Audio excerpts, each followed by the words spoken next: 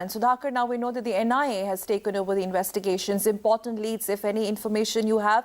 And also, very quickly, for the fact that the government, in fact, we heard the Defence Minister talking about security audit at vital government installations.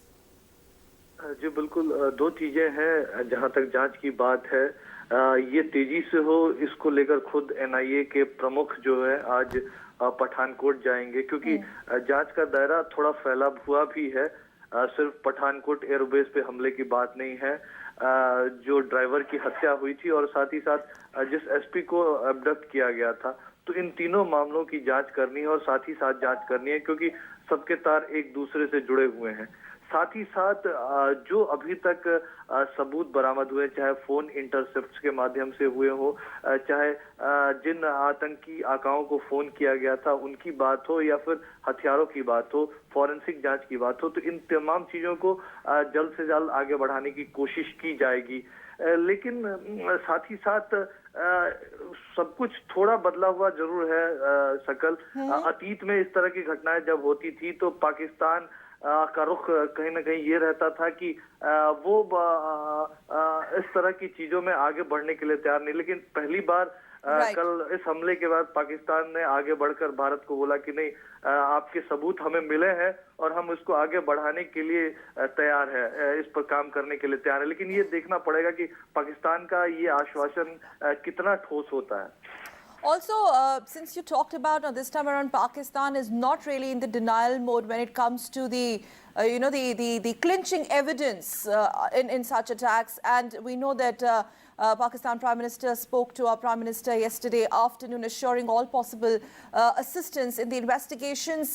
But Sudhakar, now the international reactions continue to pour in as far as expressing solidarity with India to dismantle terror infrastructure, and especially on Pakistan to actually act very tough against terror. It's high time. जी बिल्कुल, ये सिर्फ भारत की बात नहीं है। आतंकवाद एक इस तरह का मसला है। हमने देखा पेरिस के बाद किस तरह से दुनिया एक साथ इकट्ठी खड़ी हुई, और उसके बाद अब पठानकोट में एक ही मंच पे भारत के साथ खड़ी दिखाई दे रही है। चाहे अमेरिका जैसे बड़े देश हो या बड़े यूरोपीय देश, फ्रांस, जापान जैसे तमाम देश हो, तो ये सब भारत के साथ खड़े हैं और एक दबाव पाकिस्तान पे बनाया गया। और ये वजह भी थी कि पाकिस्तान के प्रधानमंत्री खुद प्रधानमंत्री नरेंद्र मोदी को फोन करके कहते हैं कि हम इस पर एक्शन के लिए तैयार है। लेकिन सीधे सख्त लहजों में भारत की तरफ से भी ये कह दिया गया है कि सिर्फ आश्वासन काफी नहीं रहेगा, तत्काल कार्रवाई भी जरूरी रहेगी। एनआईए की तरफ से ये बताया गया है कि जो सबूत हैं उनको इकट्ठा करने के बाद पाकिस्तान के साथ लेटर रेगुलेटरी और तमाम तरह के जो कानूनी प्रक्रियाएं हैं उसका भी पालन वो करेंगे। कोशिश करेंगे कि पाकिस्तान का सहयोग जांच में मिले, क्योंकि बहुत जरूरी है। तमाम चीजें साफ तौर पे नजर आ रही हैं, लेकिन उसमें पाकिस्तान को आगे बढ़कर भारत के साथ सहयोग करना पड़ेगा ताकि इसके अपराधियों को न्याय के शिकंजे में लाया जा सके।